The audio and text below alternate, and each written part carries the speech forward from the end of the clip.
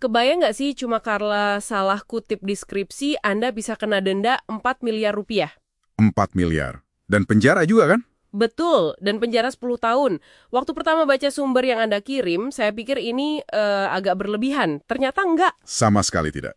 Selamat datang di The Deep Dive. Misi kita kali ini adalah membedah materi dari Anda untuk mencari tahu kenapa plagiasi itu bukan cuma soal etika. Bukan sekedar itu. Tapi sudah masuk kejahatan serius di mata hukum kita. Kita akan lihat bentuk-bentuk plagiasi yang paling licik. Tepat sekali. Ini bukan lagi soal nilai jelek atau dosen yang marah ya. Ini sudah menyangkut fondasi kepercayaan dalam dunia ilmu pengetahuan. Fondasi kepercayaan. Betul. Dan juga perlindungan hak cipta intelektual. Begitu fondasi ini retak, semuanya bisa runtuh. Oke, mari kita bongkar ini. Sumber Anda menyebutkan beberapa jenis plagiasi, tapi ada dua yang menurut saya menarik sekali. Pertama, plagiasi mosaik. Ya.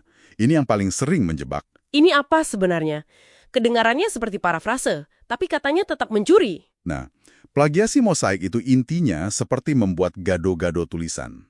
Anda ambil satu kalimat dari sumber A, satu frasa dari sumber B. Lalu digabung-gabung gitu. Iya, digabung.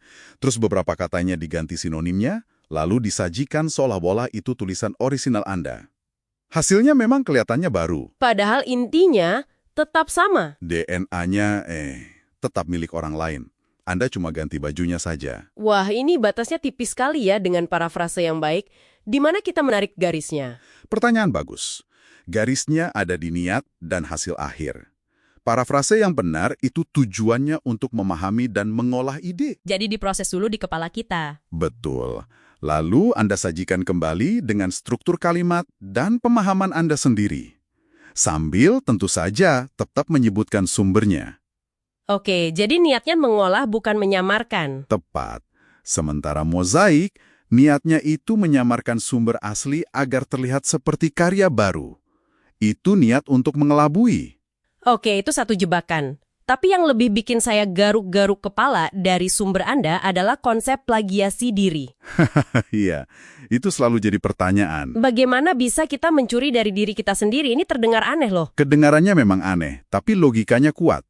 Prinsip utama dalam karya akademik itu adalah kebaruan. Oke. Novelty. Kebaruan, oke. Saat Anda menyerahkan tugas, Anda secara implisit bilang, ini adalah hasil kerja saya yang baru untuk tugas ini. Oh, jadi ada semacam janji tak tertulis gitu ya? Tepat sekali. Janji kebaruan. Misalnya, Anda pernah nulis paper bagus soal topik A untuk mata kuliah X. Lalu di mata kuliah Y, tugasnya mirip. Lalu kita comot saja dari paper lama. Nah, Anda comot 3 paragraf dari paper lama itu tanpa sitasi. Bagi dosen Y, Anda seolah-olah menjual karya lama sebagai hasil kerja baru.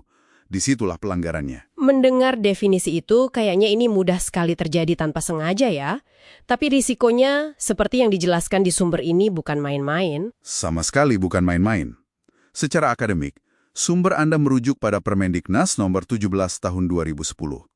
Sanksinya jelas. Apa saja sanksinya? Dari teguran, sampai yang paling berat, pencabutan ijazah. Tunggu, ijazah bisa dicabut? Begitu saja? Bisa. Bayangkan, kerja keras bertahun-tahun bisa lenyap. Tapi yang lebih penting, ini adalah pintu masuk ke ranah pidana. Nah, ini dia bagian yang paling mengejutkan.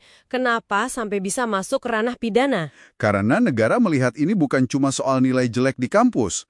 Kita punya UU Hak Cipta nomor 28 tahun 2014. Undang-undang hak cipta ya? Di situ, skripsi, tesis, atau jurnal Anda itu dianggap ciptaan yang dilindungi hukum. Plagiasi melanggar 2 hak sekaligus di sana. Hak apa aja itu? Pertama, hak moral, yaitu pengakuan Anda sebagai pencipta. Dan yang kedua, hak ekonomi, yaitu soal keuntungan finansial. Oke, tapi kenapa hukumannya bisa begitu berat? Sampai 10 tahun dan 4 miliar rupiah? Nah, bayangkan jika skripsi yang dijiplak itu menjadi dasar untuk sebuah produk komersial. Atau kebijakan publik? Wah, kerusakannya bisa masif. Sangat masif. Makanya hukumannya setara dengan kejahatan ekonomi serius, bukan sekedar dosa akademik. Jadi apa artinya semua ini bagi Anda yang mendengarkan? Kuncinya adalah integritas ya. Betul sekali. Sumber Anda menyarankan satu trik praktis yang menurut saya sangat masuk akal. Baca sumber Anda sampai paham, Tutup bukunya, lalu coba tuliskan lagi pemahaman Anda dengan bahasa sendiri. Betul? Cara itu memaksa otak kita untuk benar-benar memproses informasi, bukan sekadar memindahkannya dari satu layar ke layar lain. Inilah yang membangun integritas. Pada akhirnya, plagiasi adalah jalan pintas yang ujung-ujungnya itu jurang. Di dunia akademik dan profesional, integritas itu mata uang Anda yang paling berharga. Tidak bisa dibeli atau ditiru.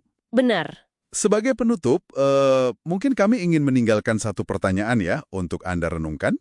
Silakan. Di era kecerdasan buatan atau AI, yang bisa menghasilkan tulisan dalam sekejap, di manakah kita menarik garis antara menggunakan alat bantu dan melakukan plagiasi? Kapan sebuah ide berhenti menjadi milik Anda dan menjadi milik mesin?